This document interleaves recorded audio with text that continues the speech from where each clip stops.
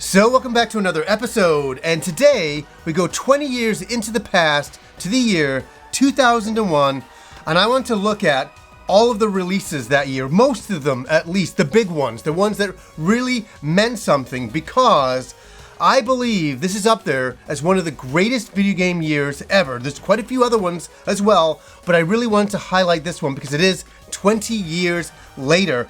And what makes this year so amazing is so many big games came out, but so many brand new franchises were born that we're still playing now, 20 years later, all the sequels and things like that. I'm gonna ask you guys, what is your favorite video game year? A year where a whole bunch of games came out, it blew you away, new systems, all that kind of stuff. What year was it for you? And I'm gonna start right in the beginning of 2001 here with a certain game that came out. This is the beginning of this year, by the way.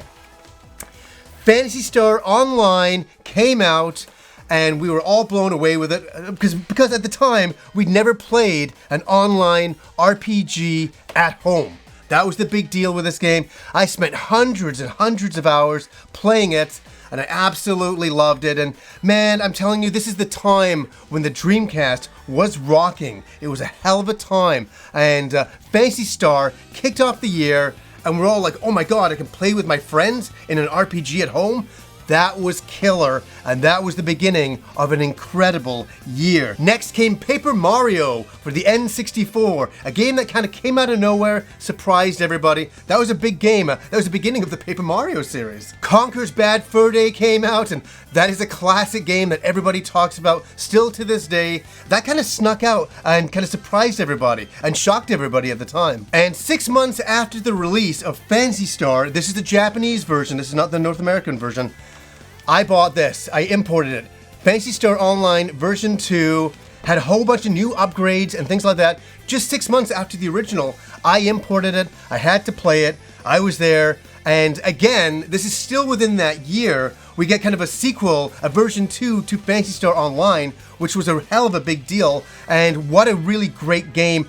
A lot of improvements, huge improvements. No, but enough if you were a fan of the game that you would jump in and import it like I did because it was worth it at the time. And then we got a sequel to Sonic Adventure, a game that I absolutely love. It has its flaws, I know. We got Sonic Adventure 2.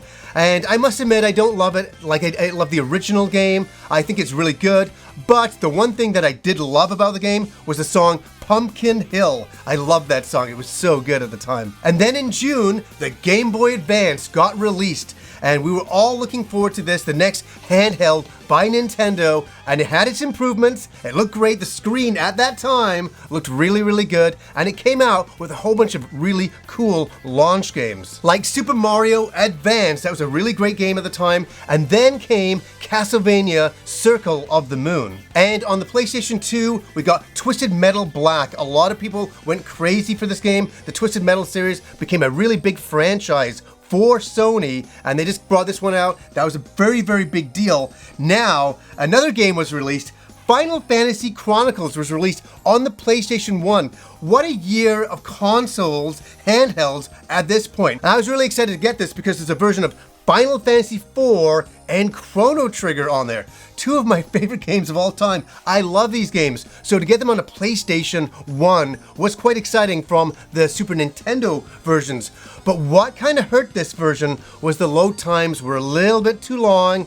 And they did some cinematics. I like the Chrono Trigger one. I think the Chrono Trigger one is really, really cool. But the Final Fantasy IV one, whoa, just that early CG looking stuff looked not so hot, but it was really cool to be able to get these games on the PlayStation 1. And then we got a game on the Game Boy Advance that I had been waiting for, I'd been reading about, and that was Advance Wars right here. A game that I love. It's a strategy game, a war kind of simulation, but very, very cutesy, very, very anime, and very, very up my alley because I absolutely love this game. I played the living crap out of it. This is my original copy here, and I fell in love with it, and it was the beginning of the Advance Wars franchise over here. And we got a few more, and then we don't hear anything, and then now we're getting a version on the Switch, which is kind of exciting. And the year just keeps coming with games. It just doesn't slow down. Silent Hill 2 is released for the PlayStation 2. My friend Rob's favorite game of all time. It's up there as one of his favorites, and he adores the game. I think it's really good, and that was a really big deal game as well. Now, for the PlayStation 2, another game was about to be released, a game as well I was reading about in video game magazines. I was really getting excited for it. The beginning of a franchise, a very big franchise that's still continuing to this day, that keeps getting better, I think, with age. Devil May Cry by Capcom. This was a really big deal game, the big action game to be had on the PlayStation 2 to really show what the PS2 could do, and this game really did. Great animation, great demon designs, great world building with the character Dante, and I love, as we come to know, the accidental combos that happened in the development of this game. They decided to keep them in. So you jump up and be shooting in the air, and you just hover there while you're shooting your guns. And that was the bit that sold me. That was the best bit in the game for me, was those accidental combos that they created and added into the final game. And I love Devil May Cry. And yeah, this was a strange time for me. This is when I lost my job back then. And it was like, oh my God. So every time I hear the Devil May Cry music, it always reminds me of that kind of like a darker time for sure while I was playing this style of game. Another huge game that I did not play at that time, Grand Theft Auto 3 came out. That was a huge, big deal game. And in between all of this stuff that is going on, another PlayStation 1 game snuck its way in. Dragon Warrior 7, known in Japan as Dragon Quest 7, got released to very little fanfare. I did an episode on this, the 20th anniversary, because I knew nobody else would.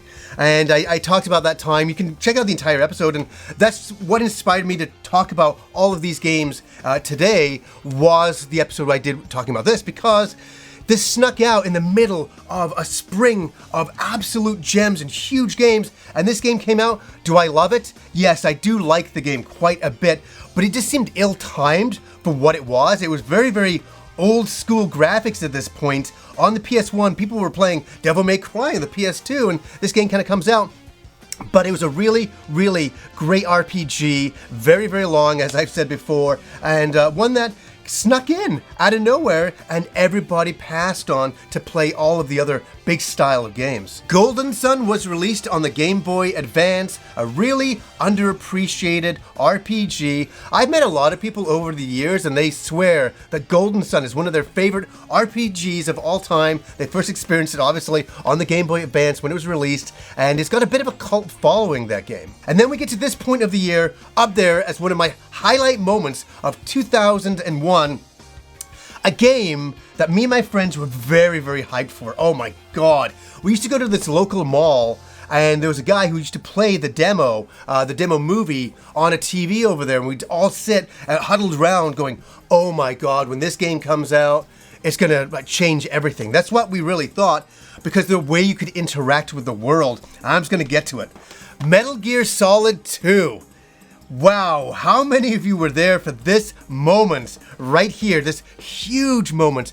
We love Metal Gear Solid on the PS1, but the graphics, everything had been overdone for the PS2 brand new game that was coming out, and we were hyped. And did the game live up to the hype? Yes it did. And until you found out you're playing with Raiden for most of the game, and you're like, what is going on? I want to play as Snake. So that was a bit of a monkey wrench thrown in. But the music, the graphics, the shooting mechanics, I mean, everything about the game really lived up to the hype. I mean, I remember seeing that cinema of Snake walking down the road on the bridge, and then he just, throws off his cloak, and then he flies into the river using his thermoptic camouflage. That is a scene that is iconic in video game history, and I get a little shivery thinking about it now. This was a really big game at the time, Metal Gear Solid 2. And just as you're recovering from that, if you could even recover from that at the time, oh my God, Microsoft comes in with this little thing here, the Xbox. This gets launched, this huge brand new machine from Microsoft, and we're like, are we ready for this? Listen, this big beast here. Are we ready for this? I financially was not ready for it, so I didn't pick up my Xbox then. It'd be a few years later when I discover Halo and all that stuff, and Knights of the Old Republic would I jump in. But at that time, I mean, there was only so much you could buy, and getting an Xbox on top of all of the other games that were coming out was a little bit too expensive for me. But man, did it ever come with a wallop with Halo. And this is right here, Halo. This was such a big deal game, and I didn't know it at the time. I would discover it, as I say, a couple of years later, but I knew that I liked the look of it. I liked the shooting mechanics. I thought, oh, this looks really interesting, yeah. Do I need to get it day one? I'm like, I don't think I can afford it.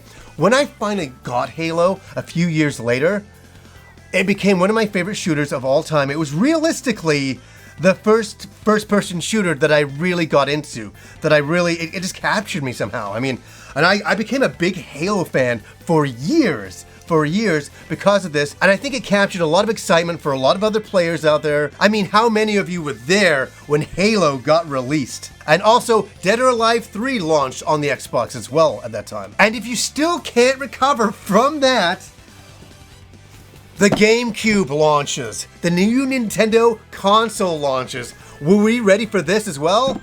Well, I was. I did have this pre-ordered from a long time ago, and I kept out my pre-order. And then, yeah, it was a long story, but I had to trade everything back in to pay my rent back then because I didn't get my EI check because I just lost my job at that time. So it was like, to pay my rent, I had to trade it back in, and then I was able to buy it back. I think it was about a month later. But boy, oh boy, GameCube launches with a few amazing games that at the time people didn't think were amazing. Everybody wanted a Mario game to be released, and I'm kind of there too. I wanted that as well. What we got instead was Luigi's Mansion, a game with Luigi, which I know it sounds funny. At the time, that was kind of weird to launch a Nintendo console with a Luigi game. I was like, what? What? And a ghost hunting game? What? Like with a vacuum cleaner thing? What? It was such a strange concept, but I jumped in. I played the heck out of the game. The only problem to me with the game at the time, I loved everything about it. It just was so short. And spending all the money on a Nintendo console, I really wanted a huge experience and a long experience to make it worth my money. And at the time, I was like, man, I felt like I got shortchanged. It's bought this expensive machine, expensive game, and the game, I swear, lasted like 5-6 hours for me. I was like, oh. And I just kept playing it over and over to try to get my money's worth. But the other game that I picked up at that time was Wave Race Blue Storm, a game that I absolutely adore. I love the Wave Race series, and nobody else does. I mean, I feel that way. I don't even think it sold that well, which is a travesty. I thought the water mechanics back then looked incredible. And back then, you could always tell the Nintendo's capability of their new machine by the water physics from a Wave Race game, right? You got that with the N64. I remember the physics there. I was like, oh my god, look at that. But this game really was showing what the GameCube was capable of, and I was quite impressed. I was just happy to be blasting around on the water there and just experiencing it, wasting my time away, and I really enjoyed that as a launch game. And Super Monkey Ball came out, and a lot of people were excited about that game. That game has always driven me absolutely crazy. And Star Wars Rogue Squadron 2 came out. This was a really big game. I just rented it back then. I really, really enjoyed the heck out of it. It was a very, very great launch game. And guess what happened then? This came out in Europe only. Shenmue 2 on the Dreamcast. They canceled it coming out over here. I remember being on forums back then. I was so angry. I was so mad. But you know what I did? I just, imported it and played it on my Dreamcast over here. And what a swan song to the Dreamcast. I had a small tear playing this game, and I gotta be honest with you, I was so upset that the Dreamcast didn't work out. I was really, really mad. I was a big supporter of it the entire time. And yeah, I mean, but it was great to play this. Can you believe this year I'm gonna play Shenmue 2 as well? Absolutely crazy. I was just playing games like nuts. It was kind of good that I wasn't working at that time, so I could play all these games. And then a brand new franchise was born on the GameCube, because Miyamoto was in his backyard and was like, hey, this might be like a good game. Pikmin, he designed this game, and what a cool game. I mean, not for everybody. It definitely was for me. A game I picked up the day it launched and played it, and I remember it was very zen. It was a very zen game for me. It was very, very relaxing. And I just loved, traversing the planet and getting the Pikmin and getting them to do the different tasks. I thought it was charming, and I thought it was a really great game in that launch window of the Gamecube, and I played the heck out of this game. And then a small game came out. Oh, a small game. This is this year as well. Smash Brothers came out. Super Smash Brothers came out.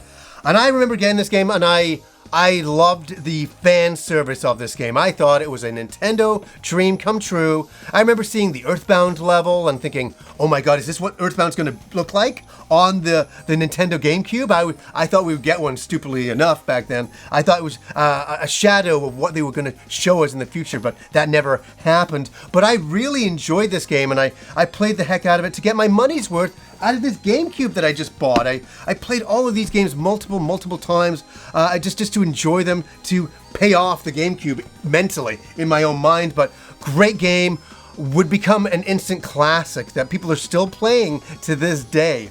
And what a year, right? But we're not over. The year ends with a great game for me, but I didn't know at the time, and I complained about this game at the time quite a bit. But 20 years later, I look at it as a classic now. It is a classic, and while they're replacing turn-based combat left, right, and center these days in RPGs, but they weren't back then with Final Fantasy X right here on the PS2. What a gigantic game this was. And I remember looking at my bank account going, no more games, this is good. But I gotta say, this was the most fulfilling year of playing video games and being fulfilled by the experiences. I had RPGs, I had shooting games, I had action games. I mean, everything was happening by every company, and it wasn't a console war for me. I was getting Game Boy Advance games, PS1 games, PS2 games, Xbox games, GameCube games. I just wanted to play the best games on every system. And that year, I certainly did. And what a memorable year. And so guys, like for you, what is your most memorable video game year out there that you played and you were like, there's way too many games? I'm gonna come back to this in the future and talk about some other years that were very, very important to me. So anyways, guys, until next time.